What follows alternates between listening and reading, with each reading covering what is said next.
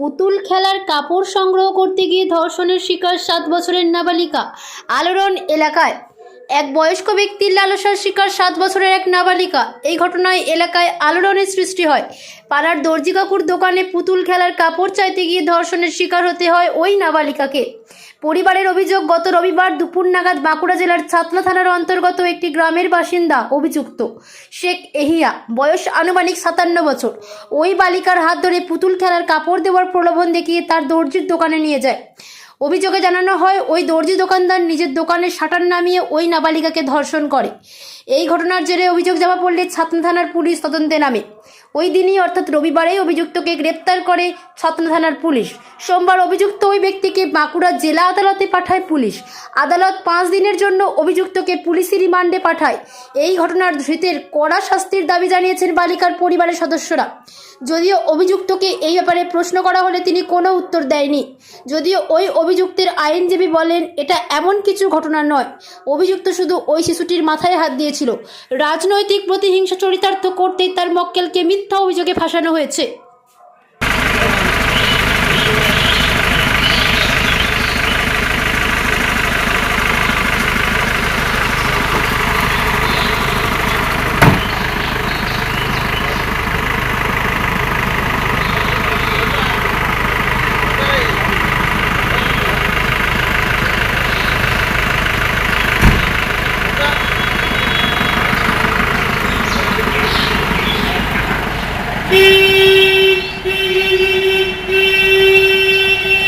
আমি আমার একটা ছোট্ট মেয়ে পুতুল খেলা খেলে, ঠিক আছে, আমার পাশের ওইখানে দর্জির দোকান আছে, তো পুতুল খেলা খেলে ওখানে আমাকে লোভ দেখিয়েছে।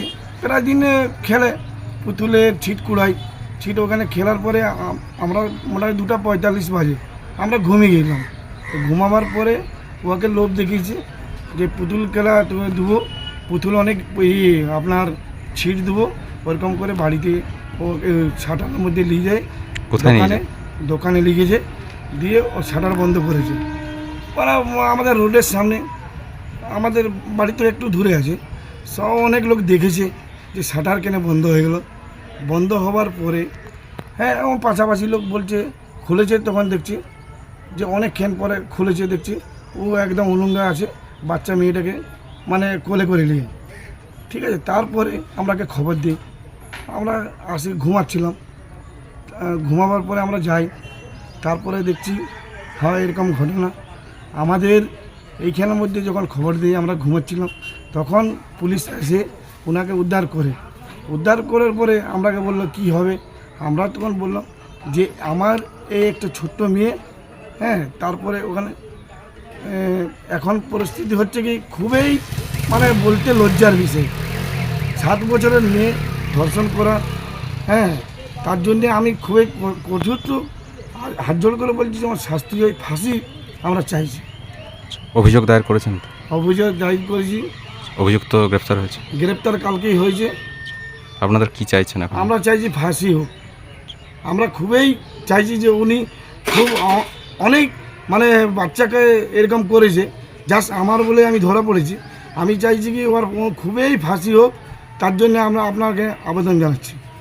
অ্যাকচুয়ালি ঘটনাটা হচ্ছে, উনি একটা দোকান করে সেখানে বাচ্চা মেয়েটি এসেছিলেন, তাকে এমন কিচ্ছু করেনি, কিন্তু যা হোক একটা পলিটিক্যাল গার্জে তার বিরুদ্ধে একটা মিথ্যা অভিযোগ আনা হয়েছে, যেটুকু আমি তার বাড়ির লোকদের মুখে শুনলাম।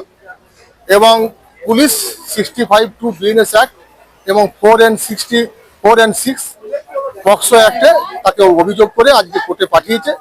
এবং পুলিশ রিমান্ডের পেয়ার করলে, পুলিশ 5 দিনের রিমান্ড পেয়ার করেছিল, সেটা কোর্ট কনসিডার করে 6/6 তাকে কোর্টে আনার জন্য আদেশ দিয়েছে।